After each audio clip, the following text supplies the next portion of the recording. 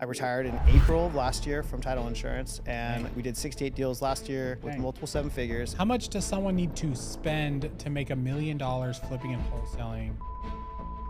What do you think is going to happen to the real estate market this year? Welcome to the Brian Davila Show. There we go. My name is Brian Davila. Welcome to the Brian Davila Show, the #1 podcast for flippers, wholesalers, and real estate entrepreneurs. Today on the podcast, we have one of the biggest wholesalers and flippers in Southern California, specifically in San Diego. Josh, how are you, baby? I'm doing good, man. Thanks for having me on. Second time. Round 2. All right, you can go watch your iPad, baby. Yeah, I want to get my son on the podcast so he could start to, build his social media presence. But for people that don't know who you are, can you give us a quick intro? Yeah. So I was on once before, so thanks for having me again. Appreciate you. So I've been in the real estate industry for 18 years. I started as a realtor, went into title insurance in 2017, started flipping as a side hustle a couple years ago. It grew to the point where I did like 17 flips and decided to retire from title insurance. And then I grew this crazy business that I have now in the last basically year and a half. Last year was my first full year.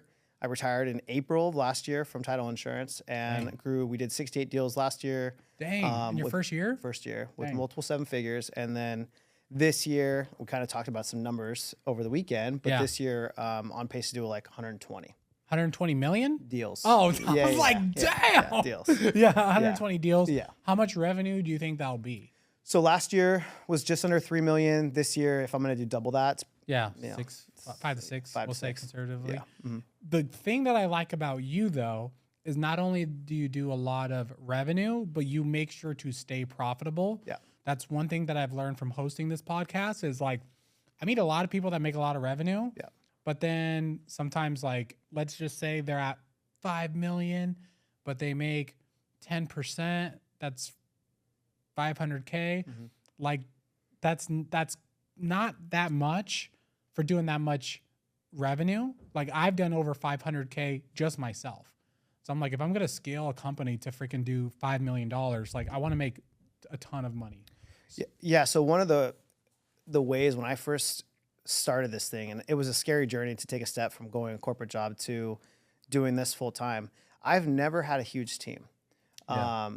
I've max only had ever 2 closers, and everyone else was either VAs for marketing, VAs for like internal stuff.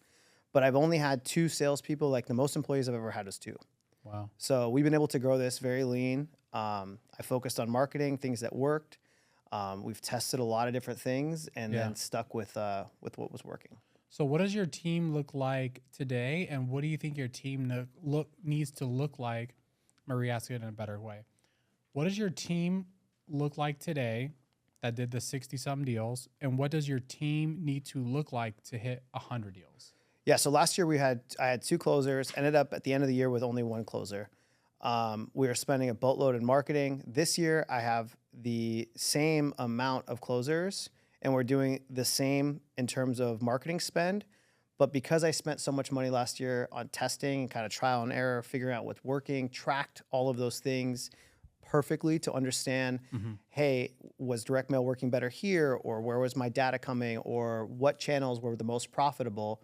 So I focused on now this year on the most profitable channels and got rid of all the ones that weren't working. Oh yeah. So even to clarify further, so last year, for example, I turned on every single PPL provider, and I put a budget for every single one, left it on for 3 to 6 months. I figured out which one worked the best, which was the highest ROI, and which ones I lost money on. I got rid of the ones that I lost money on and kept the ones that were profitable, and raised the budget for the ones that were extremely profitable and decreased the ones that were slightly profitable. So, and then I figured that out with direct mail and cold calling and all these other things. Yeah. What about like, okay, so you said your team is the same size, so now you have 2 closers again, right? Or just 1? Yeah, it's never changed. So in terms of the size, last year I dwindled down to 1 closer towards the end of the year. And then I just hired back a second one actually a month ago, but I've had an ad out since November of last year. Got it. So I kind of wanted to find the right fit, the right cultural fit for the office and make sure they're going to be good in quality. Yeah. So let's break it down like sales, marketing, and operations, right? So sales wise, you said you were looking for your closer for a while, right? The closer you just hired, right? So like what specifically were you looking for to make sure it was a good closer? I wanted to model my current closer that I've had for the last year. You're like, they need to be 25. They need to be named Omar. Like they have to be 5'6". No, I actually so my closer that I've had for the longest now is a woman. She has kids. She's not, I wouldn't call her old at all. She's yeah, you shouldn't have been. yeah, no, but she's phenomenal. Yeah. And her and I, like our synergy together is just yin and yang. Like when we're in the office together, we have a great vibe together. So really I was just looking for someone that fit with both of us. Yeah. And really it wasn't even a closer. We really needed a follow-up specialist that was going to be a hybrid closer. And she can take all the volume that I give her because she has such a strong work ethic that she doesn't care if calls come in at 8 p.m. at night or, 8 a.m. in the morning. She's answering those calls. Dang. So for us, it's really the leads in the system that are a little bit older that we need help consistently following up. So over the last, year and a half or 2 years, there's thousands of leads in our system now that needed to get followed up with. So that was something that I needed. I needed more of a follow-up specialist role than I did actual closer. But I want to be able to give her, she wants to be able to take more time off with the kids and spend more time on the weekends and things like that. So, and now she's going to be at her income level that she wants. It's never enough. And I know she wants to make more, but I don't want her to burn out. Of course. So hiring the second person was really because I was hiring for her, not necessarily for the company. Yeah. Because we were at a strong pace of where we were at currently. Yeah. So, so you did $3 million pretty much with one closer. No, it was two. Yeah. I had two for the majority of the year last year. Yeah. And did they produce equally? One produced more than the other, and then now but the one of them caught up. Oh, okay. Got it. Yeah. So what does someone need to look for if they're trying to hire $1 million closer? This is the $1 million question. I know. That's why I asked. This is such a good question. Dude. So here's the things that I look for. Okay. I look for someone who's coachable. One of the things that's really challenging to find, one is having someone with very strong work ethic. They may be able to sound good on the phone, but maybe they have a big ego. Yeah. And they're not willing to learn from what our process is or from what your process is. So I want someone who's willing to learn our process, take everything that they may have learned in the past if they've had acquisition experience, get rid of it, and start fresh. So I do call reviews with my team, and I'm still very involved in those. And so taking criticism on your calls and making sure that you're following the proper script and setting proper expectations with the prospect, all of those things. And for them to take that in and ask more questions and want to learn more, to me, that's a sign of a quality person and a quality fit in the company. If someone's combative and doesn't understand why I'm saying those certain things, ask. And if you receive it and try to understand it, but like fighting it and digging yourself into a hole just shows that you're not a good fit. So to me, it's really just a big thing is coachability and work ethic. Okay, but what about like skill? Like the closers that you look for? Let's take it from ad to interview to training. So at this point, I've had a recruiting company that I hired. Okay. So I wasn't doing a lot of that. Okay. But in terms of training and onboarding, we have that with. What about interviewing? Because you still have to interview them, right? I do at the end. Yeah. So we do one interview over the phone or over Zoom. And the second interview is actually an interview where it's in person, but I'm actually surprising them with making phone calls. So I hand them a script and I make them make calls. Got it. So if they get nervous or uncomfortable to make phone calls, like that's what their job is. So to me, that's probably not the best fit. Got it.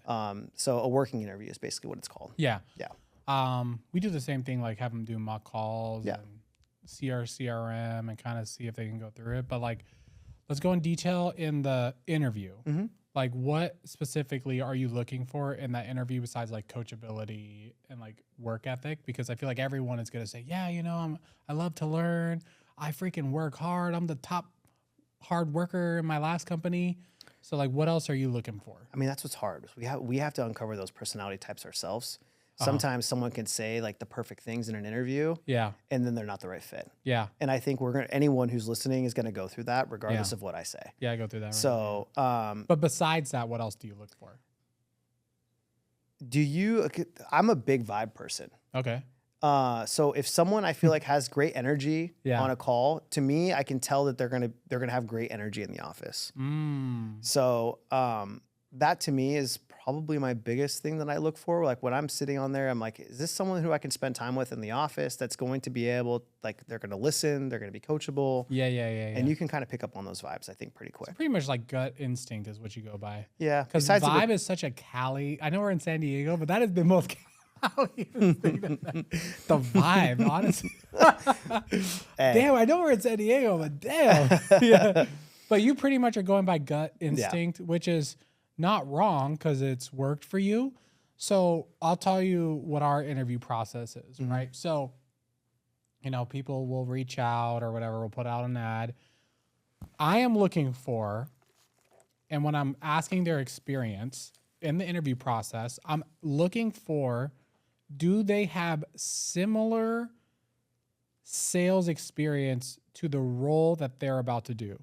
So for example, we do sales over the phone, right? So have they ever done over the phone sales, right? Maybe they haven't, maybe they have, okay, but I'm looking for that, right? And have they been in a situation where they have to do a volume of calls? It's not just like, oh, like car dealership, I was in the finance department, someone bought the car, they walked in and I would sit there and like upsell them.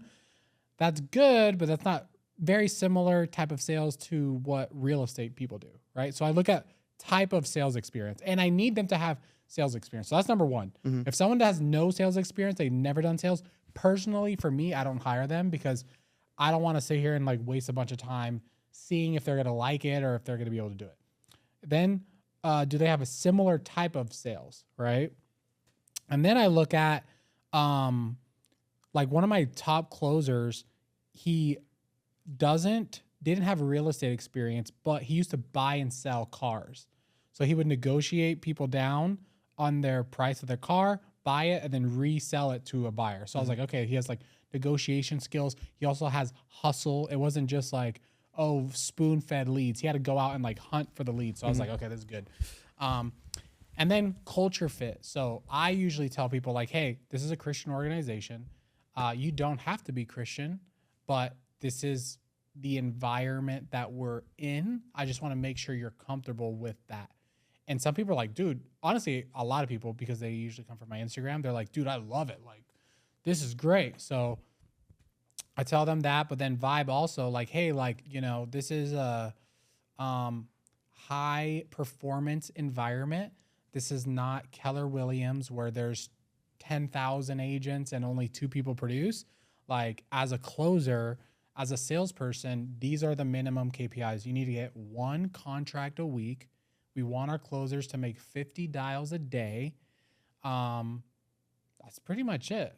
Like, so I have basically exactly what you said in a five question questionnaire. Oh, okay. Yeah. So I do have questions going over it, but a lot of times what I've noticed is you can tell that they've done so many interviews to where they answer those questions and it's always yes. Yeah. So when I try to dig deeper, there's questions that we're asking that are a little bit deeper, like explain situations to me that you've gone through when you've made sales calls that you've overcome. Yeah. Like those types of things. Yeah. But yeah, to me, those are like the given ones. I think after that, because everyone can tell you great stories and how many phone calls they want. They want the job. Yeah. So when I say vibe, it's more of like understanding and reading after they've answered those questions from me. Yeah. Because that part's, you can kind of tell sometimes when people answer questions and it's like they're a little unsure. Yeah, of course. Yeah. But that's kind of like the steps that we do. Because sometimes my COO, Justin, will do it. So like that's like the steps. Like, okay, work experience, vibe. But a big thing before we get into like testing them, because we do the same thing, is like I literally write it out on the board because we've had people that got upset after they got fired. And they're like, well, I didn't have a chance and did it. I'm like, well, on the board I wrote, hey, you have 30 days. I write it out to get your first contract. After that, we expect you to get one contract a week, one sellable contract, not just like a, throwing crap at the wall. Mm-hmm. You have to make 50 dials a day, and we track it in our CRM. I'll lay it all out, and while I'm doing it, I'm like, do you think you can do this? Yes. Are you sure? Yes. Okay. And then I'm like, hey, real estate, for you to start making a good income, it normally takes 60 to 90 days, right? If you get a deal under contract today and today's your first day, I pray to God you do. And I hope a deal closes in 14 days. But realistically, not only does it take time to get someone to sign a contract, escrow can take time, right? It could take 14 to 45, 60 days, depending on the deal. Right. And I just lay it all out there in writing. And I've seen after I've done that, our turn on new hires dropped like dramatically, because I'm like, hey, look, this is what it is. Are you sure? Like I put the ball in their court to make sure that they're agreeing to what they're about to come into. And then we do like a mock hour or 30 minutes or so of watching them do it. But it's kind of weird because some of my top closers that I've ever had in the real estate career and in the education, they didn't pass the vibe test. They were kind of awkward. They were kind of quiet. They weren't professional interviewers. They were almost like bad interviewers. They were just relying on like, hey, like I know I could do this. And I'm like, okay. I mean, like that was it. And I'm like, I could just tell. Like, have you ever experienced that? Sort of. I don't feel like I've had a lot of experience with hiring and firing. Like I've only had to fire 2 people. Okay, I've probably fired like maybe 100 people. Have you? Yeah. In education, like we've had sales team as big as like 30 people. Yes. So like we've had big companies. The hiring side, I'm just too early in that. Yeah. Because I've only had to. This is the second person. Well, I guess third person that I've had to hire. Yeah. But we do have a minimum expectation that everyone signs. Like your first 30 days, you have to hit a minimum amount of deals locked up or projected revenue. Yeah. And then third month or second and third. So like for 60 or 30, 60, 90. What's the 30, 60, 90 expectation? I think it's 50K your first 30 days, and then it goes up to 75, then it goes up to 100. So like it's hard to get, I guess, feedback in your business because it's a little bit different because you pretty much have like one big closer. Is she still on expectations, or do you just let her roll? No. You just don't poke the bear? You're like, yeah. You're good, yeah, no expectations. Yeah, no one-on-one, you're good, dude. No, we have, she has goals, but her goals are my goals. I feel like a big part of like us as having a company or an operation, you and I can say that we want a big revenue number. Yeah. And we go to our team and we figure out our team's goals, and maybe their team goals are different than what our total revenue goals are. So we have to end up hiring and spending if we want to hit our goals. So if our goal is, let's say, $5 million, but her goal in terms of revenue is only to do 100,000 in revenue a month, right? Which isn't going to equate to that $5 million that we want to accomplish. Yeah. So we kind of have to hire and spend within whatever our revenue goal is. So for her, her goal is to just absolutely crush it. Yeah. Like she just wants to do as many deals as humanly possible. So I hold her accountable to what she wants to accomplish, and I spend to her goal. Yeah. So, and we just reverse engineered it. And so now with the new hire, it's kind of the same thing. I'm going to spend to meet his goals. Okay, so let's break down spending, right? Because I've never heard this before. So how much does someone need to spend to make $1 million flipping and wholesaling real estate? I mean, this is such a loaded question. It is a loaded question. It's a loaded question. Okay. But it's a good clip. So it is a good clip. So let's take, what's the average wholesale fee right now? Like I know ours is 35. Yeah. 35. Did I tell you that? No, I'm just guessing. Oh yeah, it is 35. Yeah. Yeah. I figured that probably like most states are around 35K would be my guess. I would say a lot of states are going to be a lot lower. Yeah. I think Southern California is high. Okay. Let's just take my market because I know my numbers. So like if someone wants to make $1 million, because my average profit per deal is much higher than what your guys' is. Okay. So if they want to make $1 million, it's, I would say probably a $25,000 a month spend in my market. Hold on, I'm pulling out my calculator. You said, okay, $1 million. Sorry, you said your average deal size is going to be what? It's 65K. Damn, that's really high. Yeah, but you're including your flips. Yeah, I'm including flips. What about wholesales? I'm still pretty high. Like, what is it? I don't know. I told you over the weekend. Like we have one right now that's 250,000 that's closing next week. Damn. We have one. I had one last year that was 350,000 that closed in November of last year. Was that houses or was Yeah. that land? House. Yeah. Damn. Yeah. So, like, Are you all San Diego? Yeah. You don't go more north? mm, Dude, you know what it is? I think it's just doing higher price markets because, like, when you're, let's say, I feel bad for the people in like Oklahoma. When you're wholesaling 45K houses, there is no 300. You can't like reverse. That Yeah. would be crazy if you could figure out if someone could just pay you 300K, but that's not going to happen. we can talk about that. So remind me, or we can talk about it now. So I think a big part of why some of the big companies in LA, San Diego, Orange County get their higher fees, and I think you can do it in your market too, is leveraging realtors. Realtors, not on your buy, like you can have a separate buy, when you're sending out your wholesales, you can send them to agents. Oh, you're saying dispoing with agents. Got it. Yeah. That makes a lot of sense. So I have a ton of agents on my buyers list, and because the majority of my deals are direct to seller, Yeah. these agents get my deals as well.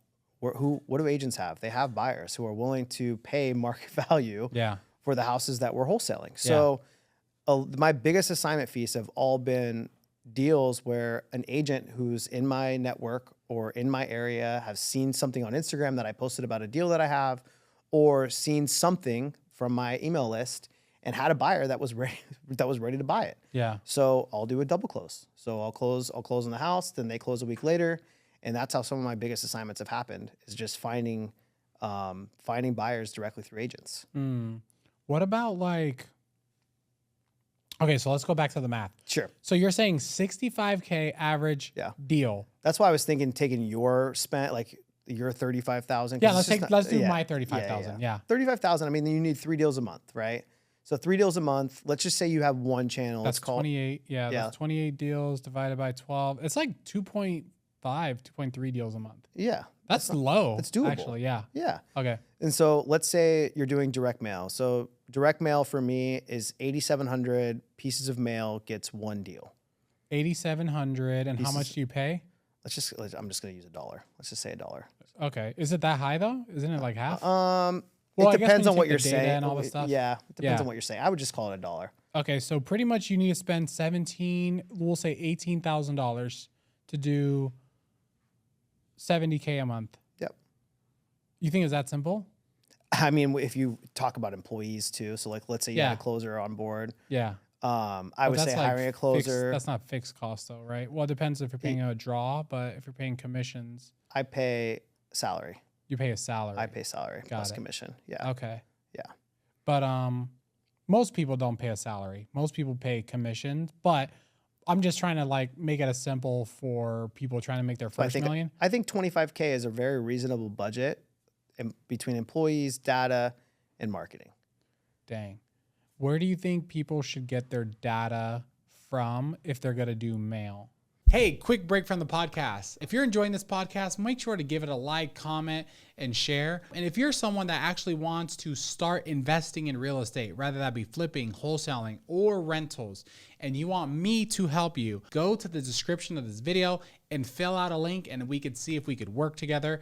In case you didn't know, I've done hundreds of flips, wholesales. I own millions of dollars worth of rental properties, and I've helped hundreds of people rather start their real estate business or scale their real estate business. Right now, we're doing 6 figures a month flipping and wholesaling, and I want to be able to help other people who want to start or other people that want to scale their business. So if you need help with leads, if you need help with raising capital, if you need help with building a sales team or closing more deals, I can help you. So go to the description of this video, fill out the application to see if we could be a good fit. If not, just keep enjoying the podcast, subscribe, and I hope you guys enjoy. Well, you can go to companies like REA Print who already gives you the data. Yeah. Or you can spend and go to the data. If they're not going to, let's say they're only going to do direct mail and they're not going to outsource other channels, right? Like you and I over the weekend were talking about cold calling. Like you can use companies like Audantic or DataFlick and get a list of phone numbers plus mail data, right? Where it makes it affordable for you not only to have skip trace data, but also mail data.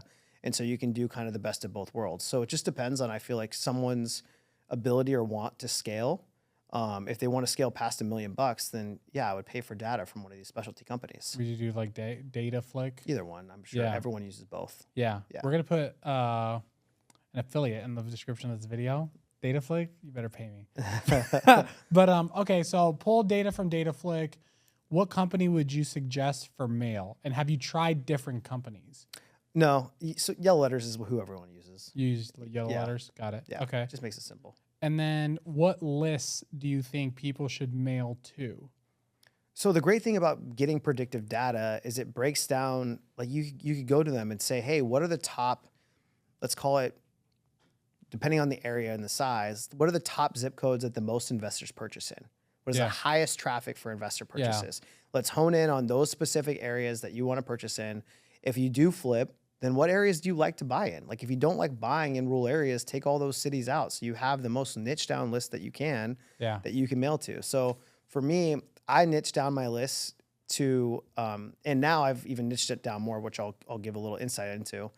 I niche down my list to areas that heavy investor traffic, price points, list types, like houses, apartments, things like that. Like I get rid of mobile homes and manufactured homes. And then age of how old the properties are. So all of those things I take into consideration. And then I do a minimum and a maximum price point. What's the maximum price point you do for San Diego? So I was at one point at like 1.2 million, but now I raised it up to $2 million just because of some of the higher end stuff. Yeah. Some of our investors in our market right now really have an appetite for the higher end deals. And obviously with higher end deals come higher wholesale fees. Yeah. So. Okay. So I feel like we already kind of do all that. We're doing like texting, and then we went like I forgot what website we went to, but there's some that are like, dang, I'll find out the website. I'll send it to you just to see if you use it. But literally the map is like red, and the areas that's like it's like dark red when it's like distressed, and then there's like lighter red, which is like at risk, and those are like the cities and zip codes and price points that we're hitting and all the same stuff that you just said. So yeah. And then now too, yeah, for sure. And then to dive even deeper too, right now I'm working with our data company to go back, take all of the deals that we've gotten under contract over the last year and a half, or how long it's been, just under 2 years. And then put them through their data to see which came, like if there is some type of similarities between all of those properties to see if we can niche down even more. Got it. What about so how much mail are you sending right now a month? I think we're like between 40 and 60,000 dollars or pieces. Are you sending one piece to 60,000 people, or are you like weekly hitting people? I do the same piece every single month, but we break it up. So every Friday it goes out. We start getting the calls on Monday. So I'm breaking it up by like 15,000 a week or something like that. Or to the same people? So with these predictive lists, I have a data assistant who helps me migrate all my data. So they go in, they upload all these lists. They remove duplicates, they remove removals that are in our system that call in. Yeah. But we recycle, and I hit the same list. I think it's 8 to 10 times. A month? No, total. Total a year. Yeah, so I hit them 8 times, and then we refresh the data. What about and how long does it take you to hit them the 8 times? Well, it would take 8 months. Oh, just once a month. Yeah. How big is that list? It's exactly how many mailers we're sending out. So, so 60,000. Before, yeah. Oh, so you're not like hitting, let's say 20,000 people 3 times. You're hitting 60,000 people once a month, every month. For 8 months. Yep. And new data gets refreshed, so people get added to that list, which is why it increases. That's why I say 40 to 60. So like, let's say from your predictive list, all of a sudden you get, I don't know, let's call it 2,500 new records every single month. And then you have removals that called in to try to get removed. So those are getting hit for the first time, but then they stay in for eight hits. Got it. Okay. Until they get called us to get removed or call us to sell. Got it. Okay. I guess any other, and you send postcards. Have you ever tried sending like those checks? No, I send checks. Oh, okay. So you send checks. Just checks. Yeah. So we've tried postcards. I've tried literally everything. So I know we've talked on the phone a ton. Last year was a year, and we were talking about like profitability and things like that. Last year for me was a year of testing. So I tested different companies, different mailers, different PPL providers, different PPC providers, different cold calling companies, anything under the sun. I've tried it. And for my market, which I think in other people's areas, you have to try and you have to test things in order to see what works for your market. Because you and I can tell you what's working here, but you can go test it in your market and it may not work. Yeah. And so that's why I think it's important for everyone to realize is like, I can say what's working for me, but it may not work for someone else. Yeah. So it's really important, especially like early on investors, to just be okay with testing things and giving them a little bit of runway. And I would say 3 months is a solid runway with enough spend. And I'm going to say this, like enough spend to where they'll get a deal every month. So what I mean by that is if you know industry standards are, we're talking about mail, so we'll use mail. If you know industry standards are 10,000 pieces equal one deal, then send enough to get one deal. Yeah. Don't send half the amount, because if you send half the amount, you're going to have half the results. So send the 10,000, do it for 3 months straight, and you should start seeing results. So like if you don't, then you know that channel is not working in your market. Yeah. What about, so I've done this before too, where like, and Alex Hormozy talks about this, where he tells the story of like, I think like leaving cards on like people's door or something like that, where he was like, he went out, he did 400, didn't get any calls. He goes to his mentor. He's like, dude, like I did 400 mailers, like it didn't work or whatever. He's like, dude, we send like 4,000 a day. And we do it like every day, and it takes 30 days to get your first deal. And then he's like, oh, wow. Like I'm like significantly underestimating the amount of work or marketing it takes to get a deal. Even I was when we were talking on the phone a few days ago, we're starting cold calling again. So I called one of my cold calling guru friends, and I asked him the same exact question I asked you. I was like, dude, how much do we need to spend on cold callers to make $1 million, right? And we just hired 3 cold callers. He was like, well, I would say 30 to 40. I was like, 30 to 40,000? No, 30 to 40 cold callers. I was like, God damn, you have 30 to 40. He's like, yeah, we've been managing anywhere between 30 and 60 cold callers for years. I was like, damn, that's a lot. That's a lot. It is. But that's what it takes. I mean, that's literally, I remember when we started texting, it's almost embarrassing. We were texting like 400 to 600 people a day. Mm-hmm. And then I had Adrian on, and they're texting, let's say 250,000 people a month. And then I was like, oh, damn, like we're just not even close. So yeah, I've had to learn that lesson 700 times. And it takes courage to ramp up and do what needs to be done. It's easy to be like, hey, I'm going to send out 1,000. Oh, it didn't work, but I only lost $100. It's like, no, bro, not only did you lose what you spent, the cost of opportunity, now you're going another quarter, 6 months, a year of not making the money you want to make because you don't have the courage to do what it takes to make X, Y, Z. Yeah, people clearly like underestimating what you can accomplish and what it's going to take to get there is 100% where I see so many people fail in this industry. And we were talking about making $1 million doing flipping and wholesaling. And people talk to me about marketing, and I go to these I fly out to go, with Tiffany and Josh, and I speak with them, and I get bombarded afterwards with a bunch of questions, and people hit me up. And even now when I do like things locally, the biggest thing, like you can have $1 million business, and I know we can take a space from both of our books on agent relationships. Yeah. Like people don't have to go out and spend $25,000 a month to make $1 million business. Like I was doing that before as a side hustle, and all my entire business was realtor relationships. And all I was doing was reaching out to realtors, creating relationships, but I was flipping those houses and giving them the listing on the backside. Yeah. And so I think people really underestimate the fact of like these higher end markets, or even in your market, having connections with realtors and building a business based on that and just doing the right thing. But then but this is where it's a little tricky because you were flipping houses. Oh, so you were still spending a lot of money because it wasn't free, right? Your down payments, hard money, rehab, all these craps, right? Sometimes it's like you have to pick your poison. Rather, you're going to spend a ton in construction and down payment and financing or marketing. And I agree. I think to me, I was able to stack cash. So while I was doing that and doing the flips and all of that, yes, it was a lot of capital out, but I also had a day job, right? Yeah, and I was making really good money at my corporate job. So for me, I was just giving an example of like, for someone else, if they still have a regular job and they're trying to like, I see this guy on TikTok, and maybe it populates on yours. And I would love, if he listens to this, I would love for you to reach out because I would love to help this guy. He documents his cold calling every single day.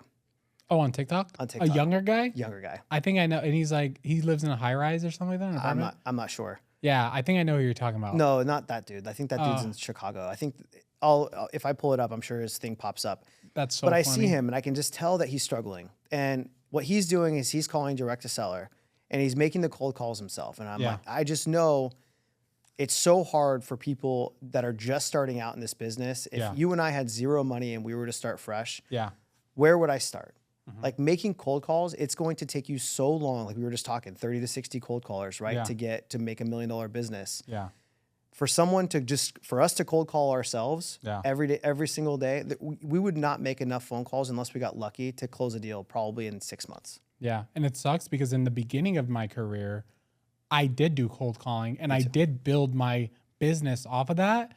And I don't think it works anymore. And the reason why, and at first when he told me 30 to 60 or whatever, I was like, bro, your cold callers just suck. Like that's not good. But he was like, bro, it used to be 5. And then with regulations and all these things, then it was 10, then it was 20. So it was just the change of, T-Mobile blocking people, all the crap that's happened over the years that made it harder and harder. That, I agree with you. Like just starting off just straight cold calling data, it's going to be tough. If you go drive for dollars and make sure that list is solid, obviously your chances go up, but just go pulling an absentee owner list and trying to cold call it, it's going to be really tough. Yeah.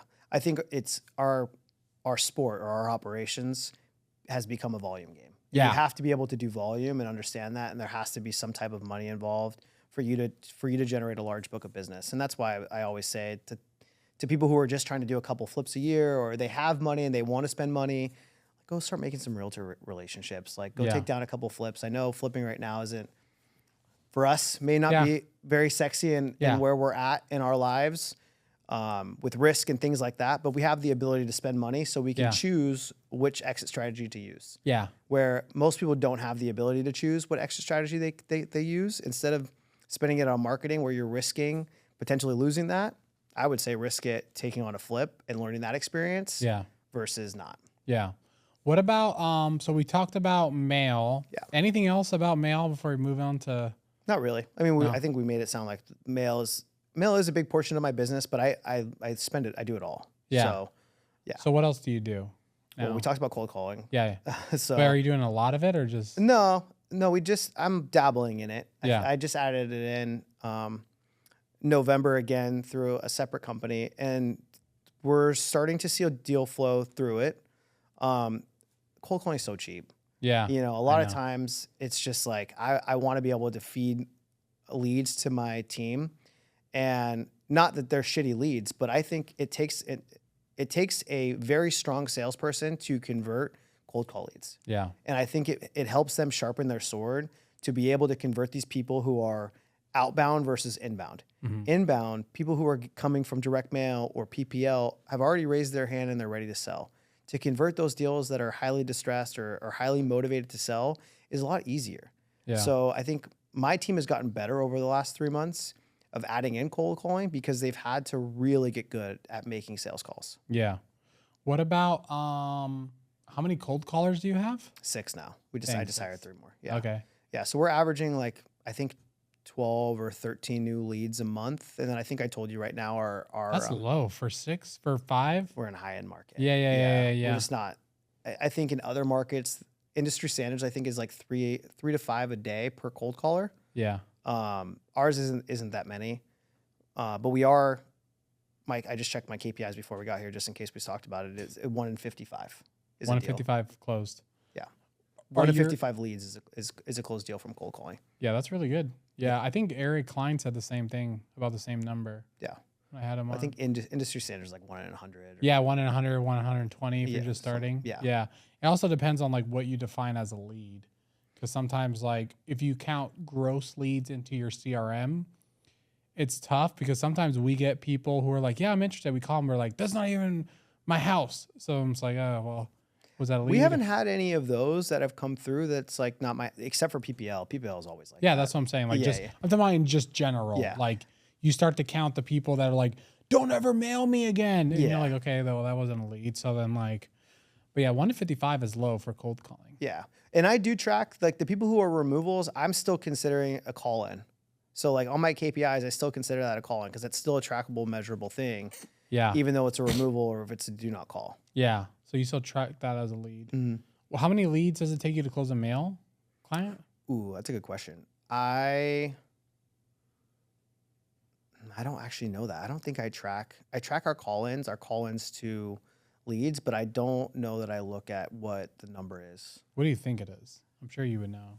Like Our response rate, see, that's the biggest thing too, is people always focus on response rate. And with direct mail, like your response rates, you're never getting the 1% or 0.01. Yeah. Like that's just not industry standards. Yeah. I think I get 0.025 or like in between that 0.05, 0.005. It's like 50% of 1%. So what is like, that? 10,000 out of 10,000, we're getting like 25 calls. Okay. Yeah. But then you say half are actual leads? I would say less than half. Oh, okay. So I measure how many process calls and offer calls that we get per drop. So, and we can call that quality leads, I guess.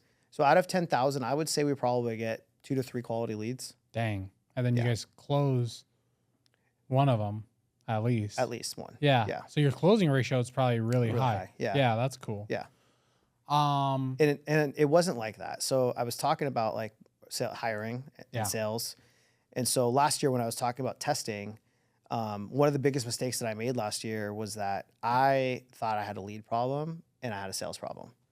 And I've done that so many times. Yeah. I've done that a million and one so times. it was funny because after I left, I think when I was on the podcast last time, right after that, I ended up getting back and realizing, going through all my calls and doing like just a total business audit. And at one time, I think I was telling you last year, at one time, my highest month, I was spending like $75K a month. And I was just throwing money at marketing because I was like, why are we not getting deals? And so I'm still in coaching, but I went to my coach at the time. He's still my coach. And we went and we spent a couple hours just diving into my business. And he's like, dude, it's a sales problem. He's like, let's go through all of your KPIs with your sales team. Let's go through all of the calls that are over 2 minutes. Let's go through all the process calls. Let's go through all the offer calls. And what I realized is that we were doing a lot of things. We weren't following a process. And one specific person wasn't following the process. Yeah. And so I had to have a come to Jesus with her, and like, you know, it just ended up not being the right fit. But a mistake I made was just spending more on marketing versus checking internally and just seeing what the problem was. Yeah. So I'll tell you another quick story. So we had this guy, I'm just going to call him Paul. He was a closer for us last year, right? Guy was getting a contract a week, every week. Just consistent, sometimes 2, sometimes 3, but always good, right? He decided he wanted to, he had personal stuff, decided to do something else, right? We hire a new guy. And I've built the business now with a COO in place and not me having to do everything on purpose because I've done that before and I'm already burnt out of that. So he's pretty much in charge day to day. And we hire more salespeople and then we're not getting a contract a week, right? So I was like, dude, like why? And Justin will tell you this. I'm like, Justin, like, what do you think is the problem?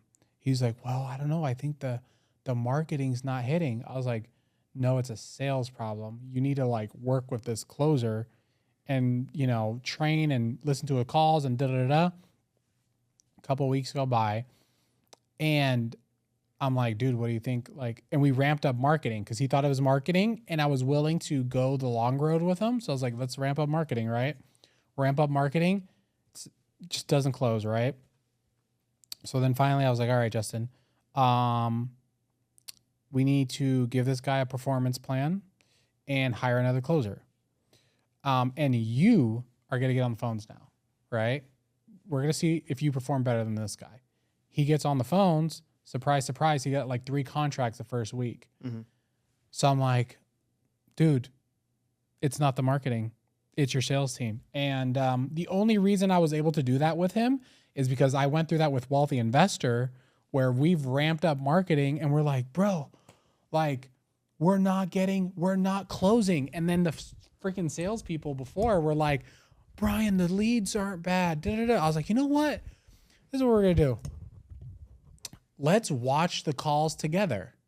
Let's just watch the calls. Start playing the calls. Guy gives an objection. Closer says, all right, well, I'll follow up with you next week. And then I'm like, oh, so you guys aren't handling objections at all, but you guys think we should spend more money on marketing. That's the problem. It's actually sales, accountability, training, and all that stuff, which is still my fault. But like I've gone through what you just talked about at least 4 to 5 times. And it's funny because I'll forget. And then you have to like just relearn the same stuff over and over. And that's what's important. Like I know, and I'm still very involved in the business. I don't have a COO, so I'm still doing, I'm not doing the role playing with them, but they're supposed to role play every day. They're supposed to, do some objection handling. We have a sales pod that we do with a coach and some other teams that are in the area. I listen to calls still. Yeah. And I've tried to focus on making sure I listen to calls. Don't get me wrong. When things are really good, I forget. Yeah, exactly. Yeah. And I'm like, okay, things are good. Like we're on a roll. But then like when other things come up or like we have a week where we don't get contracts, I'm like, okay, yeah, let's pull up all the calls that were longer than 5 minutes. Let's go through those together. Yeah. And let's go through them. So yeah, especially for people who are like very involved in the business, your sales process, like if you don't have a sales process, don't spend money on marketing. Yeah. Like your sales process is your golden goose. Yeah. And I think any big company will tell you that. I get questions. I'm sure both of us get questions all the time. Like, oh, how do you do so many deals? Or like, what marketing channel are you doing? Blah, blah, blah. No, it's not the marketing channel. It's like, it's the sales process. Yeah. It's our sales, it's our training, it's our onboarding, it's all those things. Have you found that copying Tiffany and Josh's sales process to a T has worked for you? Yeah. Okay. So you just copy it literally verbatim. It's a franchise. Got it. Yeah. Okay. I like that. Yeah. There you go. I mean, to me, like I didn't want to have any preconceived notions to anything. I was willing, if I'm going to spend the money on going in and coaching and doing that, I'm all in. Mm-hmm. I know a lot of people have, I was just on the phone today with another operation that's in LA, Orange County. And they've been in coaching for 6 months. And he was telling me, he's like, I really love, he's like, I like going to shake people's hand and doing the in-person appointments and blah, blah, blah. And I was like, okay, so talk to me about like he talked about his marketing and what he was doing. And I was like, how many deals have you guys gotten from everything you've been doing? And he's like, 1. I'm like, okay. Yeah. Why would that be? It's because of your sales process. Like if you don't, like, why pay for something if you're not going to just take it all in and do it? Yeah. And I'm sure it's the same thing for you guys in your coaching program. Like course. if you're gonna tell someone to do something, which you have experience doing and you've had success with it, and so have other students, why are you not going to listen to what they're telling you to do? Yeah. And I don't think it matters in the market. Like everyone says, like, oh, they're doing it in Ohio. It's not going to work in San Diego. I'm a perfect example of it can work in any market. Yeah. San Diego is extremely tough. And I know like the Loonies, they're in Orange County, LA, like it's working for them. Yeah. So, I think whatever coaching you do, just engulf it, embrace it. Yeah. Just do what they say. Yeah. It's funny because we have coached a lot of people, and I usually tell people like after they sign up, I'll be like, listen, dude, I'm going to give you a quick pep talk. Is that okay? So you're going to learn all these things, right? I need you to swim in the Kool-Aid. Don't sip it. Because if you just sip it, it's not going to work, or you're going to get less of a result. Just do it. Just fully submit and do it and give it a fair shot. Because the problem is people sign up for coaching and they're like, well, they start having regrets and like, well, I don't know if XYZ is legit or not. They're in this market. I'm over here. They're doing that. I'm doing this. And then they halfway do stuff and it doesn't work. And they're like, man, this XYZ didn't work. And it's like, well, I told you to do boom, boom, boom. I told you to do 5 steps. You did half of one. What do you... I mean, the biggest thing about business, you can't have 1 foot in and 1 foot out. Yeah. You have to be 100% committed or nothing is going to work. It's just like a marriage or a friendship or any of these things. Like you have to be fully committed. And I do think like for your guys, I'm sure you have a different sales process than what I do or a version of a sales process and it works for you. Yeah. And so I think for anyone, if they take anything from this podcast, if you do coaching, regardless of who you coach with, the number one thing is don't focus on marketing, focus on the sales process. Learn the sales process to a T, understand the scripts, the role playing, all of those things, because then once you spend money on marketing, getting deals is easier. Yeah. And you're going to know it's going to work because you have the right sales process in place. Yeah. So let's get into the sales process. What is your sales process? Yeah. I mean, we touched on it last time. So we have a process call and an offer call. So let's say we get an inbound lead is just easy to talk about. We get an inbound lead, someone raises their hand, they're ready to sell. We process them. If we get any sign that they don't process them mean? Go over condition of property, understand the situation, understand their timeline, understand the motivation. If we get all those 4 things, that's what we would consider a process call. Got it. We set expectations at the end, depending on when their time frame is to sell. And when they are ready to make a confident yes or no decision on accepting an offer is when we will schedule an offer call. Got it. So then the offer call would be obviously where we submit an offer. Okay. So is it with the same person or is it a different person? No, same person. Got it. Yeah. Okay. Same person who takes the inbound call that's what's great about doing inbound marketing is that you don't need multiple people. Because when the phone rings and it goes to one person, like it's their lead. If they processed it, it's their lead. Yeah. So then they're making the offer. Most of our offer, like we had 2 processes today, and 1 offer this morning before I left the office. I got tagged in a couple actually already, but normally it's an hour later that we're making an offer. What about will you guys get off the call after you do a process call to then rebook another call for an offer call, or you just go straight into it? No, we rebook another call. Damn, so you get off the phone. Mm-hmm. How soon? What if it's like a hot lead?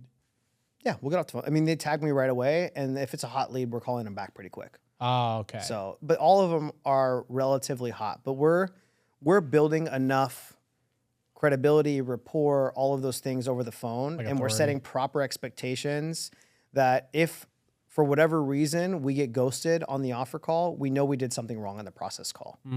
So that's what we train on too. So a big part of the sales process is making sure you set proper expectations, making sure you're building rapport, credibility with these people. Yeah. Because if you get ghosted afterwards, then you didn't do your job on the front end. Okay. That's a little... So how far out do you usually book your second call?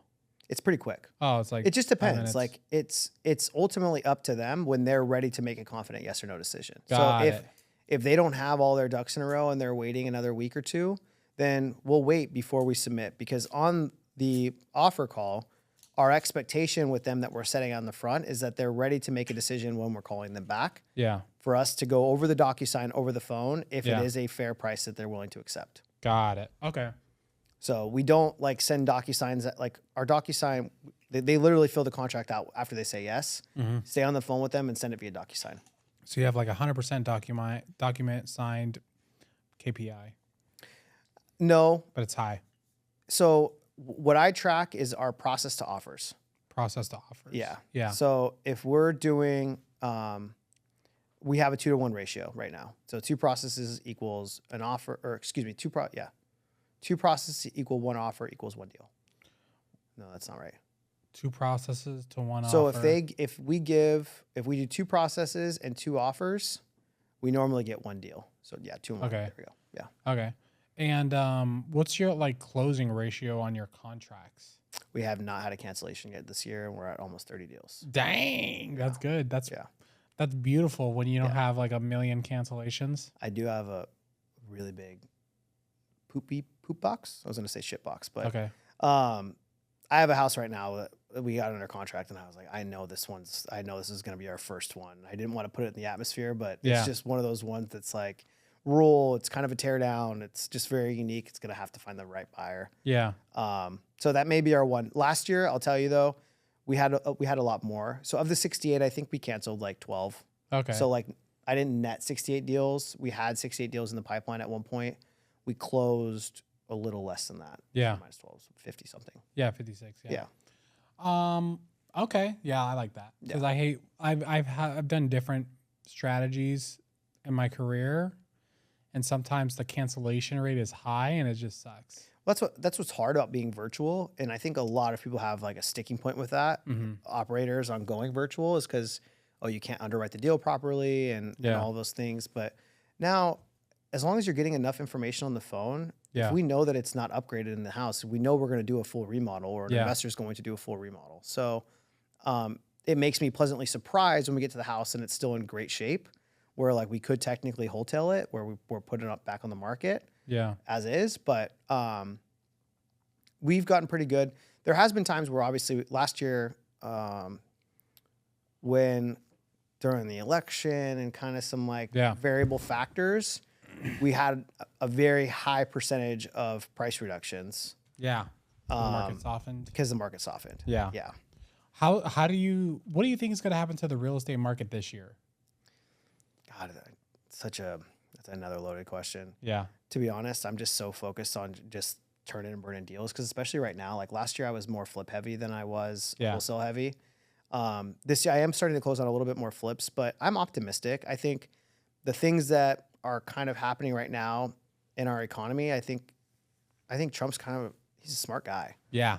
And I think it looks like he's causing a recession for the stock market in order to put pressure on the Fed in order to reduce rates. I think so too. And so I think we're going to see some pain in the stock market over the next few months, but I think that we'll see how the reaction to the Fed goes, because they'll have to react to the stock market reacting. Yeah. Yeah, I agree. I think the economy, I'm hoping that it does good. Obviously that benefits us if like the interest rates go down and people get excited again. Do you think investing in Southern California is a bad idea? For what? Buy and hold? Yeah, let's say, do you believe that investing in real estate in Southern California is a bad idea? No. So I love investing in my backyard. I think for me, I know and understand it. So going to an outside market where I don't know street by street or neighborhood by neighborhood or what rents are, or even better, how to find deals. Yeah. That's why I love my backyard, because we know how to find deals. Like, you know how to find deals in Vegas. I know how to find deals in San Diego. I have the contacts out here. I don't have the contacts in another market. Yeah. So for me, if I invest, I'm investing here. Like, I do own rentals that are in San Diego. And at some point I will continue to invest more into real estate. Right now I'm still like building up this active thing. Yeah. And I would like to just buy some bigger projects instead of like going into single family. I'd like to rather get into multifamily. Yeah. What's like the most amount of money you made in a year? Like to you? Well, I think last year was my biggest year. It was like 2 million? Yeah, net, something like that. Yeah, a little. How did that feel to make $2 million? Did you feel it just balling out of control? Um, Did you just ball so hard and buy that watch? I have the same watch, but it's so funny. No, I don't watch it. I don't wear it anymore, but I want to. I did buy a Lambo last year. Oh, you have a Lambo? Is it here? Yeah. Can I drive it? No, I'm joking. Let's go. I'll take you guys for a ride. Is it a Urus? What'd you get? I got a Urus. Okay. How's that? I love it. Do you? Yeah. Okay, tell me the story of when you bought a Lambo. Do you like Lamborghinis, Levi? Yeah, he does. Oh, come on. He does. He You'll watches love it. it. What do you like? What do you like? Ferraris. You like Teslas? Okay. Yeah, he likes Teslas. I love that. There you go. I'll like, tell my you, Lambo's better. balling out of control. Last year, I didn't feel like that because I felt like I was working a lot. So like, I didn't feel. I was just on the mental, like the hustle grind. Like I was just grinding. You were locked in. Yeah. We did a lot of traveling. I got married the year before, so I had some of that to like take care of. I'm excited for like my wife and I. We're looking to buy a bigger house right now. I would love to get into that so we can start entertaining a little bit more. I still own the same house that I've owned for the last like 6 years. Very small, 1,200 square foot house. So 1,200 square foot. yeah, That's still big in Cali. yes. In Yeah, I guess. Carlsbad? I That's get. pretty Yeah, big. yeah. So I don't feel like I was balling out of control. Towards the end of last year, I would never took a tax deduction for the car that I had previously. So I was able to write off the Lambo. Yeah.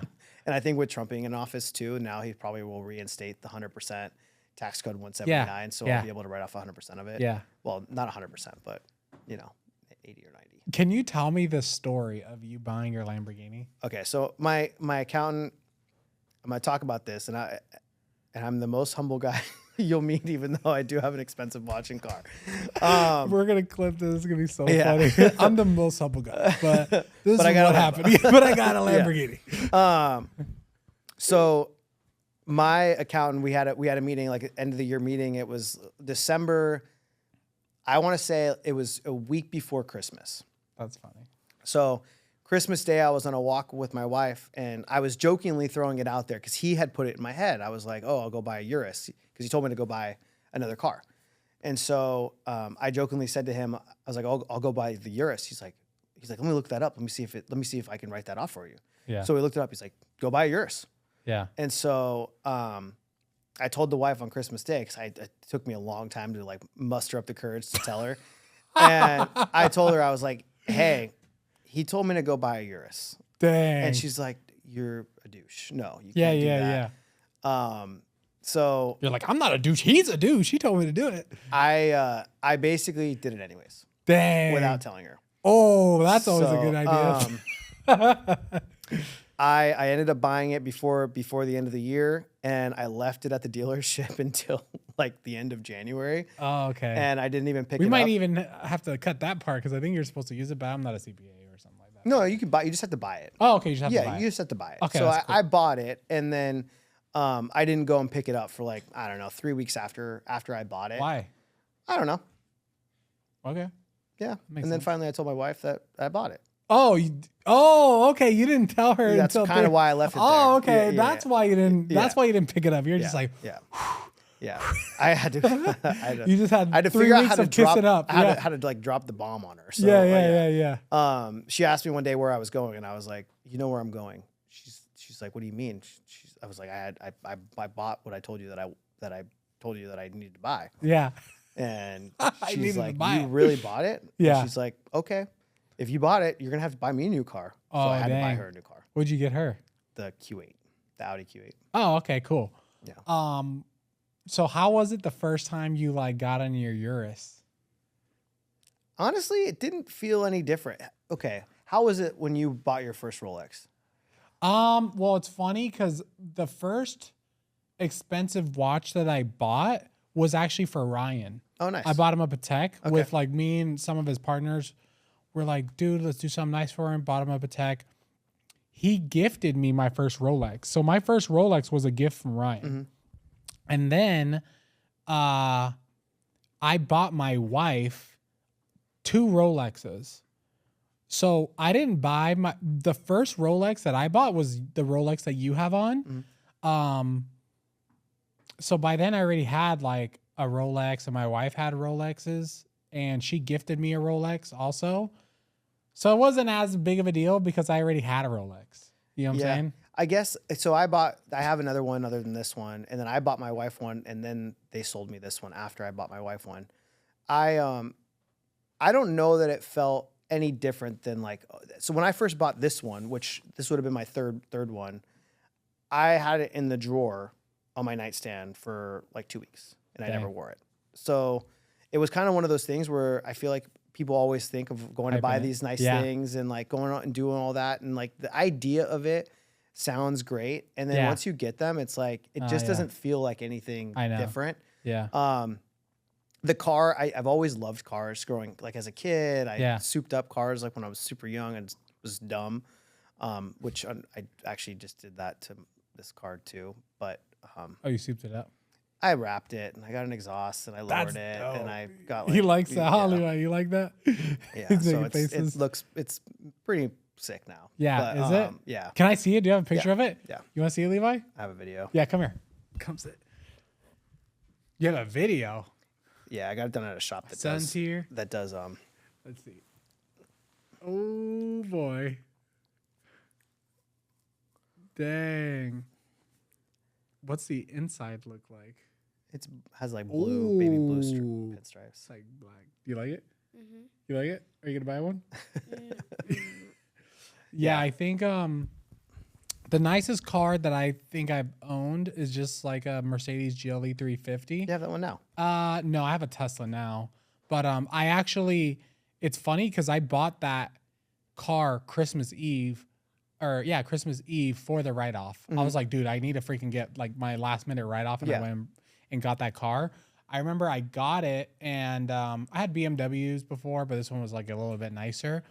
I was like hyped. Like I was like, damn, and it was new. I never bought like a brand new car. I was like, damn, this smells good. I'm gonna keep it so clean. It's gonna be sick. And then I remember I drove it home, and then I was sitting on the couch watching TV, and I was like, damn, now I have like $1,000 payment. Like, and then I got my Tesla.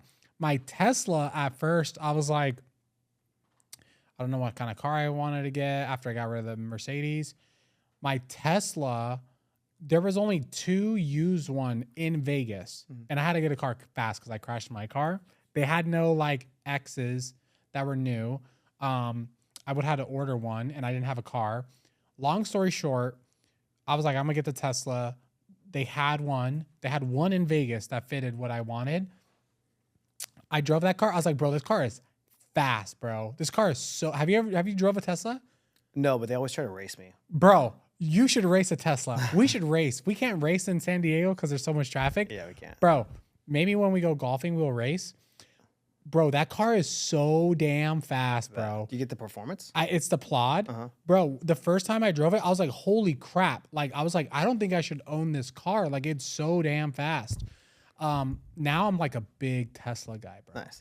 I actually, because I need a car just in case for like walk and flips and things like that. So we kept my wife's Mazda CX-5.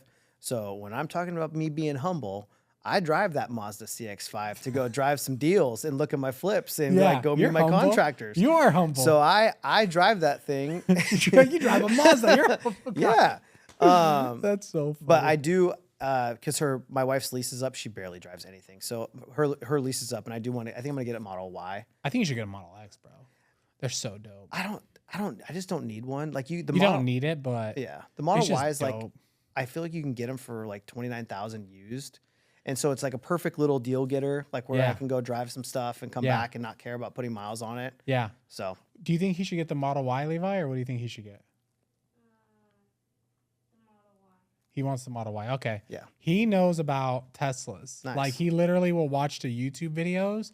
And when I got the car, he's like, oh, make it do this and make it do that. And I'm like, damn. That's cool. I know. So Technology. it's kind of like if you look ahead at what's going to happen, especially now with Elon being so close to Trump, Tesla is the future. Yeah. Like 100%. now it's weird because my car is probably faster than your car. Probably. And it could drive itself. I drove here from Las Vegas for at least 3 hours. My car completely drove itself. Like no gas, not me pushing the gas, not me touching the wheel. I was just literally sitting there and I was testing it. I was like, I want to see how far it could go with me not touching it. And it was a solid 3 hours. And the only reason it stopped is because I was on my phone and it kept warning me. And then I was just like, all right, I'm just going to drive. But to think about a car that's like the fastest car that can drive itself, that can park itself. I suck at parking. So now anytime you get parallel park. You crashed the GLE. Yeah, I crashed the GLE because I wasn't paying attention. So that's why I actually wanted this car because I was like, it'll drive the speed limit. It actually can speed too. I could set it to where it just speeds like 10 to 15 miles per hour faster than the speed limit. So it's like, dude, Teslas are the future. And it's kind of crazy to think about like a day when there wasn't self-driving. Now I'm just so used to it that I'm like, it'd be crazy to drive a car that couldn't just drive on its own. Yeah. No, I agree. And it comes to me. Like if I come out of a restaurant, I can make the car back out of its parking spot and drive to me. Really? Yes. I didn't know that. I know. And that's what like until I got a Tesla, I didn't respect what it was. My Lambo does that. Oh, does it? No. It pays for my parking. Yeah, it's gonna come down. Yeah, exactly. and Yeah, pick me up from the it's a front. bigger flex. But really though, until I got a Tesla, I didn't understand how smart that car is. It surveys everything around you. It films everything around you. I could go back and watch everyone that walked by my car. I could go back and look at the cars that were around me, how I drove. It's just crazy. Yeah. It's just so crazy. And it's even getting better. The technology is wild right now. Yeah. Yeah, for everything. Yeah. Yeah. So I guess like the Lambo wasn't a big deal for you. It didn't really feel after. Don't I love the car, Yeah. but I love driving. love it? Yeah. And but it's hard because I daily drive it, and unless I'm driving the Mazda. Yeah. So Just put miles on the put car. miles on it. Yeah. You drive it to Vegas? No, I would fly to Vegas. You would fly to Yeah, Vegas? because I have JSX right out of Carlsbad. Oh, okay. When I came okay. to fill the, remember I went to do the podcast. It was like $300 to fly. Yeah. It makes sense. It does. It's only easier for us because we have so many kids kids, and stuff, yeah. and like car seats and like all the crap. It's just Yeah. easier. But like, okay, let's keep talking about money for a little bit. This is fun. Sure. I just had a priest on, so it's completely different. Not that money's evil, but completely different conversation. Yeah. But like after making $2 million in a year, did you feel rich? No, so like even with my corp, I think it's a different kind of like having a business is you don't I feel like you don't ever feel rich. We've talked about this Yeah, too in real before. estate specifically. Real estate's tough. Like I think last podcast we talked a lot about like money coming in and out and inflows of buying flips and down payments and spending money on rehab costs and getting reimbursed and spending money on marketing and employees. So it's not like there was ever a time where I felt like, oh man, I have $1.5 million in the bank. Like, let's go. You haven't had that yet? I've definitely been close, not 1.5, close to 7 figures. Yeah.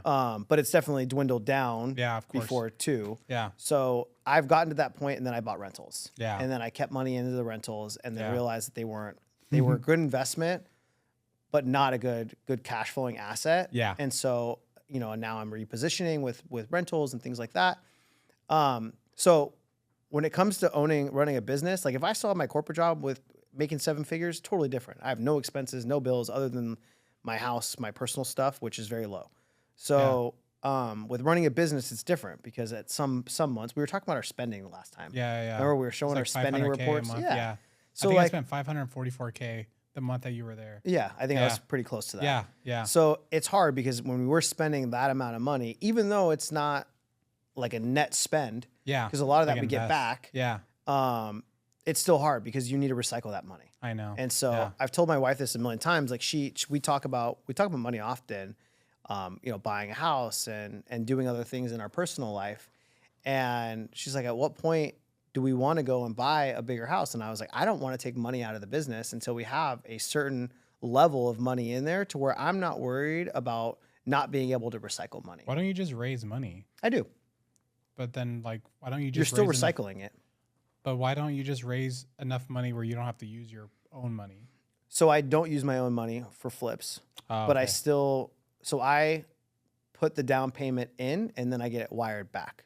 Okay. So the way my setup, I have a very different setup than I think like what most. Yeah, I've never heard of this setup. Yeah. So I still wire my down and then I get it wired to me afterwards. So a lot of times I still fund my deal on the front side and then I get because you work with Kiavi? I get reimbursed. I do not work with Kiavi. Why do you do that? That's just the way that my setup is with my private money guy. So it That's is weird, but yeah. it's the way that I before when I had exclusive private money from a private money investor, it's different. So just the way my setup is, I have to fund the deals on the front side and then I get reimbursed as soon as it closes. Just like draws with Kiavi or any other company, I'm still paying for the rehab costs and then I'm getting reimbursed as I submit draws. Yeah. I'm still paying for monthly payments, like the interest payments and things like that. I don't raise for everything. I know some people, and I do sometimes. I do have, I think, one that I own right now that I've raised 100% on. The problem is it's just higher expenses. Yeah. Right? Like you're spending higher interest, more points, things like that. But it is peace of mind of not having monthly payments and not having to deal with certain things. So I'll do both, but you still have to recycle a lot of cash. Like I have big marketing expenses. Yeah. So what happens if like we break even 1 month. I always look at worst case scenario instead of best case scenario. Yeah. I think like, so I remember the first time I had 10K in my bank, I was like, hell yeah. I was like, boy, this is a lot of money. And then when I got 100K finally, it took me forever to get to 100K. I was like, dang, like I'm actually rich. That was the feel. Actually, I felt more rich having my first big assignment fee was 50K. Dang. And this was when I was like a passive investor in a deal. So it was actually the assignment fee was 150. That was split 3 ways. Damn. I found the buyer for someone else's deal. And so I got put in on this deal. And I still had my corporate job, very low personal overhead, no business expenses, nothing like that. So just getting 50K wired to me on like a random deal, I was like, wow, this is kind of cool. And then I was able to do it like 4 more times that year. And then I finally had like 6 figures in my account. And I'm like, I've never had this much money in my account before. Yeah. That's when I felt rich. Yeah. I think I've had before 7 figures in the bank account, and I definitely felt different. I felt a little different. I'm not gonna lie. I was like, you just definitely feel like an ease. Cause I've been there where I have a ton of flips and I have like less than 100K, and I'm like, oh boy, I should not go out to eat today, even though I know it doesn't make a difference. But I'm literally like, oh boy, this is scary. Like, and I'm waiting for a certain day to get the money back.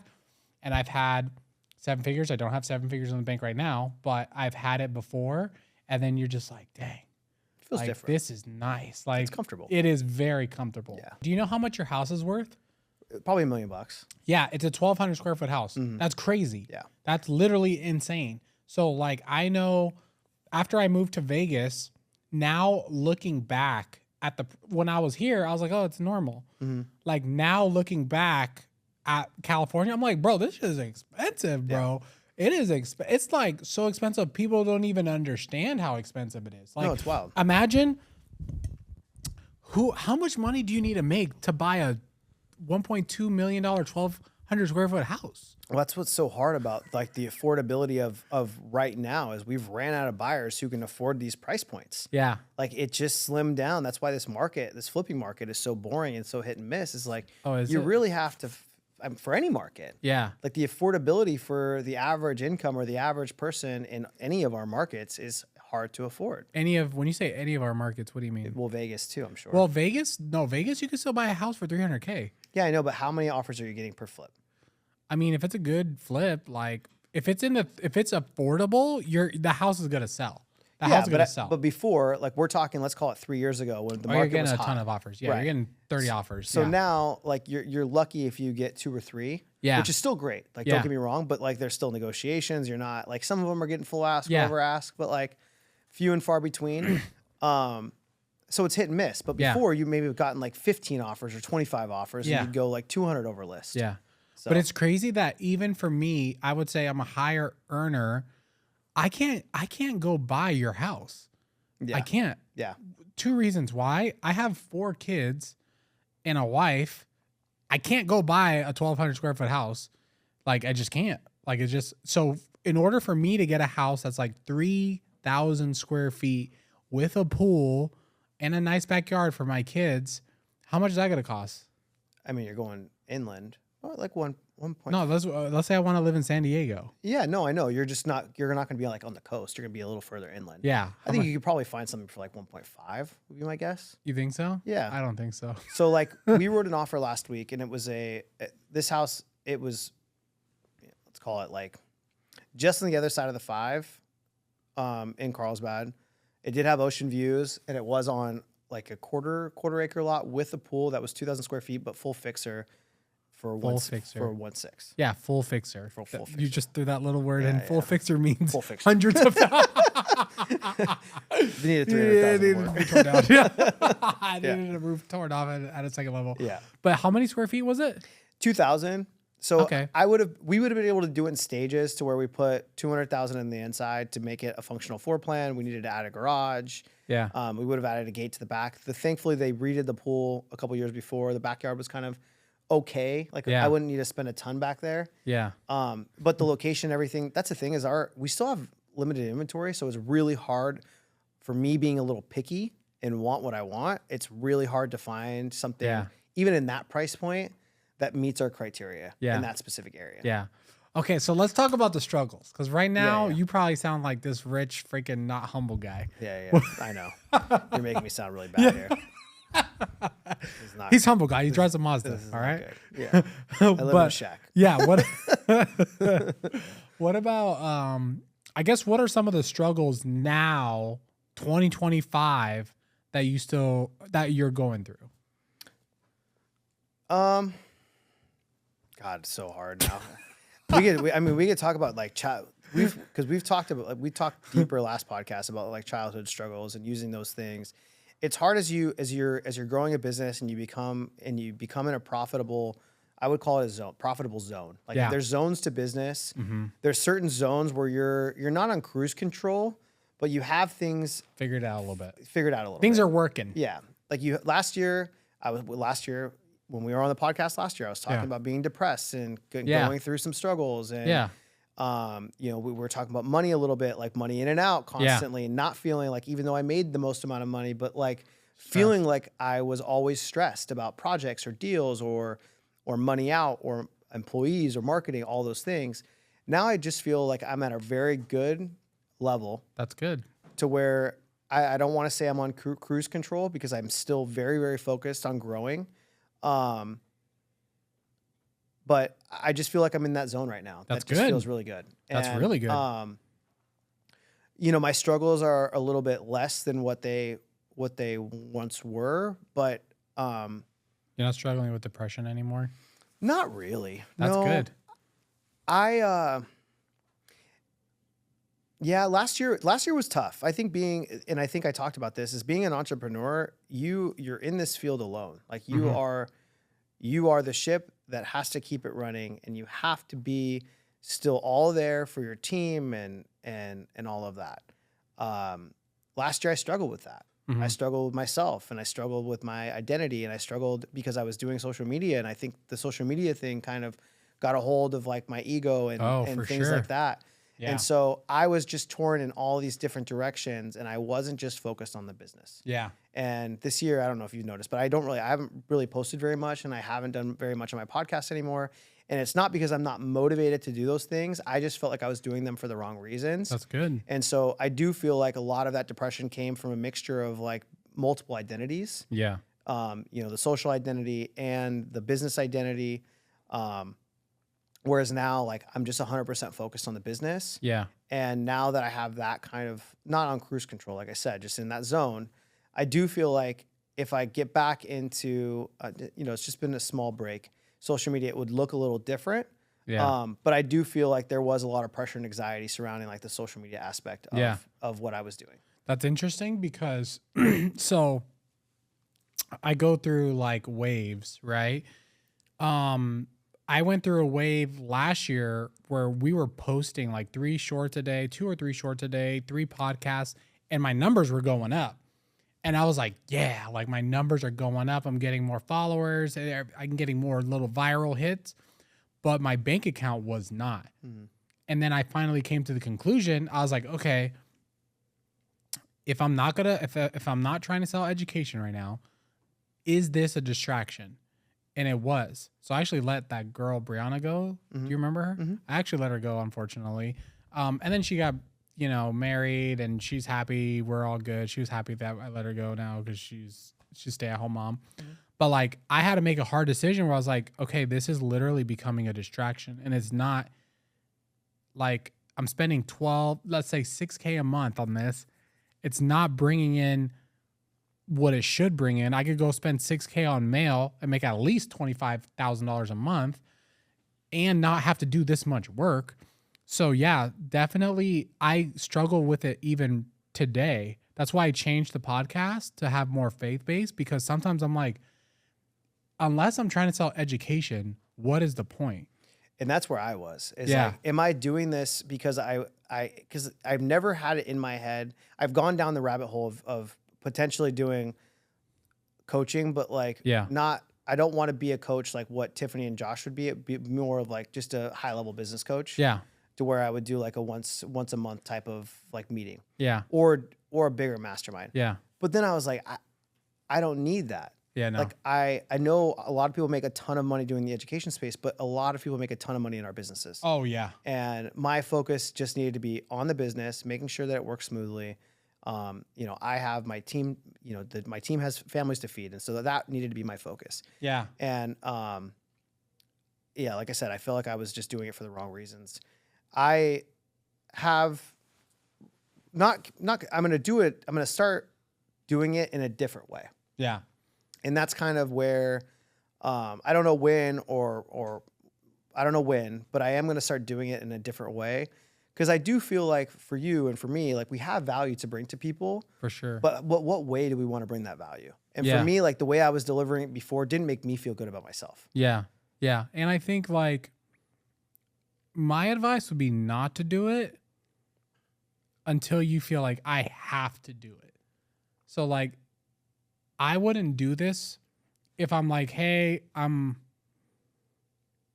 been doing it for so long and it did serve its purpose in the beginning, but things change. Yeah. And that's like, as an entrepreneur, you know what worked, what you did last week. It doesn't mean you have to do the same thing this week. Right. So in the beginning of my career, it worked.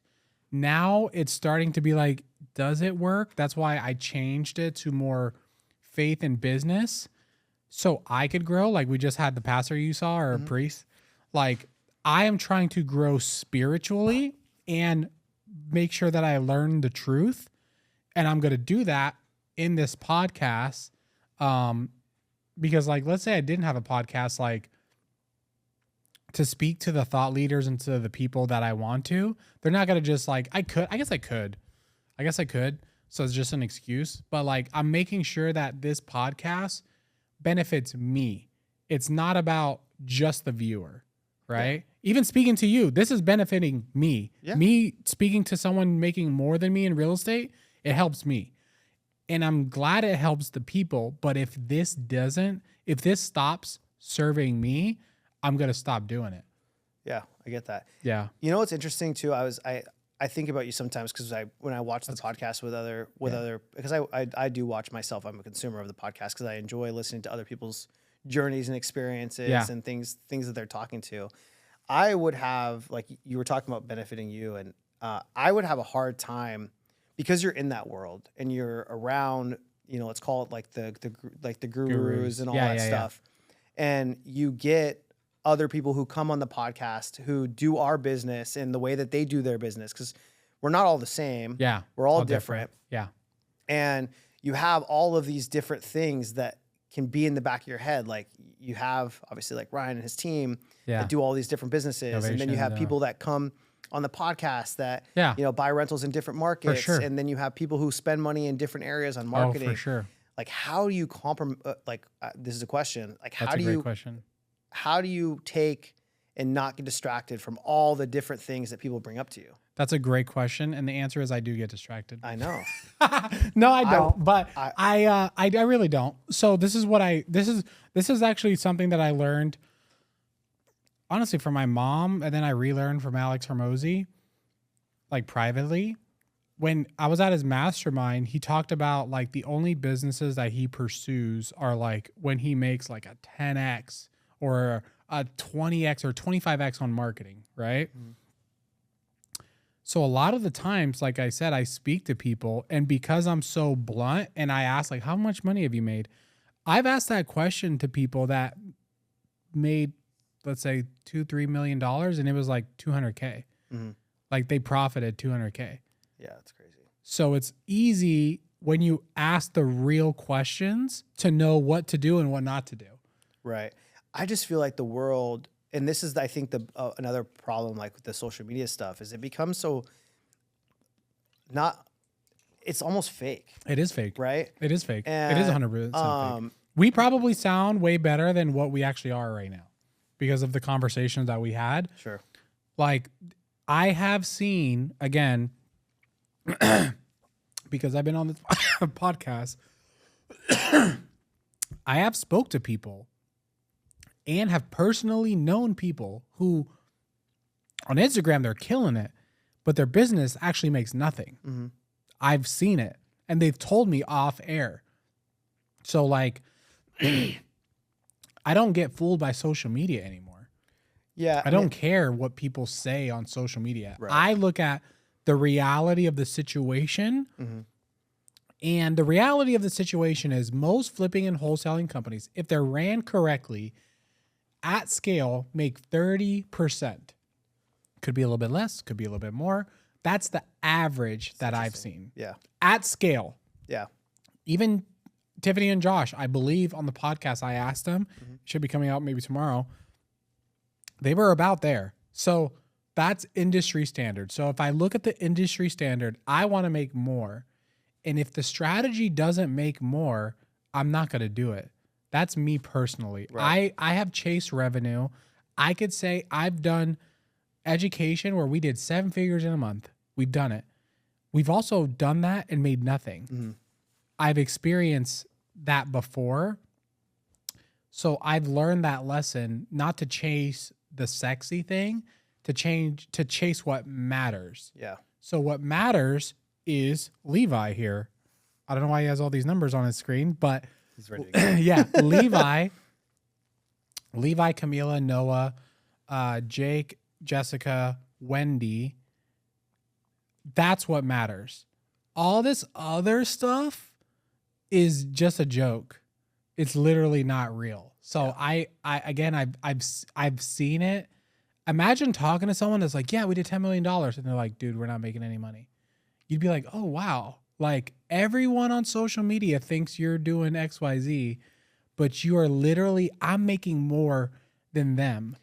Yeah, see, I'm not distracted by those people. I'm distracted by so I guess the reason why last year when we were talking about depressed and like being around entrepreneurs and things like that, like I was interested in going to more masterminds or talking to more people or going into bigger high level rooms because I wanted to be around people who, one of the things that I love about social media is like it's connected you and I. Yeah, it's network, connected Josh and Tiffany and I. It's connected me with a lot of people who are in the space who I've become close friends with and close with. So that to me is huge.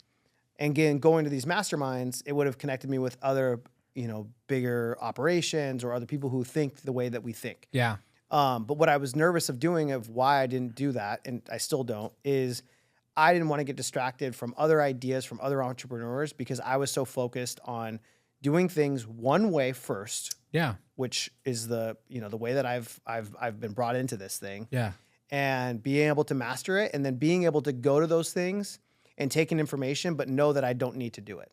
Exactly. If that makes sense. That's smart. Yeah. Yeah. What you do in private is 1,000 more times important than what you do in public. Yeah. So like all these people that are pitching all this crap all the time, they're doing it to sell education. Yeah. And I've been to masterminds. I've spoken to all the freaking top investors. And guess what? Like I actually said this on the podcast earlier. So in my phone, I have Pace's number, Ryan Pineda's number, Thatch's number, Brandon Turner's number. I have everyone's number. How much money have any of them gave me? None. Like me and Ryan have made money together. We've made money together, but he's never just gave me money. Right. Right. I had to work to do it. So networking is cool, but at the end of the day, what you do in private is what's going to make you rich. It's not the networking. People network and they think, oh, like I met this person. Now I'm going to be rich when I meet these people. No, you're going to have to work. Ryan only partnered with me because I'm not going to say the numbers, but the business was doing significantly less before I came in to after. It's not because we were just like friends. No, you brought values. I brought real value. Yeah. So, and that's because of the work that I did in private. So I think I am now moving back into a season of like, let me focus on the real estate, the nuts and bolts of it, get that good. And then maybe I'll get back in education heavy or something like that. But I want to focus on this because another thing that I noticed is once I started doing education full time, I stopped buying rentals. You could look at a chart. As soon as I went full time on education, I stopped buying rentals. The market shifted at the exact same time, but more importantly, I was just distracted. So that's why I don't think you should do social media until you're just so good, wealth and business wise. And then also know that like I said, things change. What worked yesterday doesn't mean it works today. Seasons come and go. Yeah. And it's not important to me. And I feel like I've made enough connections now in the social space with people that it got the value that I put, like the effort that I put into it. I've gotten the value out of it. Yeah. Just because I've made the connections that I have. But in terms of like even local stuff, like there's a guy who he may be a good one for a podcast. I don't know if he goes to Vegas or not, but I started following him. He was part of Tiffany and Josh's program, and I love he makes himself the local flipper in his market. That's cool. Yeah. And he talks about the deals that he just purchased and why he purchased it, seller situation, the challenges that him and the realtor went through that the realtor brought him. Yeah. So he's become a local expert, and now realtors bring him a ton of business, and they see his social. And like to me, we're talking about ourselves and your kids and the reason why you do certain things. Like to me, if that would be my value, exactly, is creating solutions for, let's call it realtors who bring me deals that I can purchase, and then it's a win-win, and then I'm making money from social media. Yeah. So that's the way I looked at it, but then I was posting the wrong things. I don't know, but for me, it's like, man, it's got the use out of it. Now I post my golf shit. Yeah, no, that's good. And then I think you're doing the right thing. All personal stuff. Yeah. So. My honest advice is you're doing the right thing. I wouldn't stop, and I wouldn't underappreciate, because I've been in your situation before where you're like, dude, we're good. We're good. And then things happen and then you're just like, crap. Or sometimes some entrepreneurs do self-sabotage where everything's good. Then they're like, let me go do this. And then before you know it, this thing that was set doesn't work anymore. So I would just like run it as high as you can for as long as you can without self-sabotaging what you have going on. 100%. I think I could have done way more deals last year if I wasn't focused on social media. Yeah. In terms of my wholesaling flipping company. And so that's why I think this year the volume is where it's at, is because I am like tunnel vision on what worked last year, just focused on only growing this. And so it's been good too. I feel like it's made me happier. Like I don't have all these other things to do. I do actually have this podcast, and then I do have one Thursday. But I'm just a guest, and I enjoy to do these things. Yeah. But not at the level like you were doing 3 episodes a week, I right? know, yeah. And so I at one point was doing 3 episodes a week, and then having like a content day, and I was just like, dude, this is like, what am I doing? Yeah, this is a big distraction. Yeah. But if people want to find you, to lend to you, work for you, do deals with you, where do they go? Josh_Giordani. So JOSH_GIORDANI. Yeah. And we'll leave your Instagram in the description of this video. Thank you so much for coming on. And yeah, guys, if you haven't, subscribe, and we'll see you on the next episode. Peace.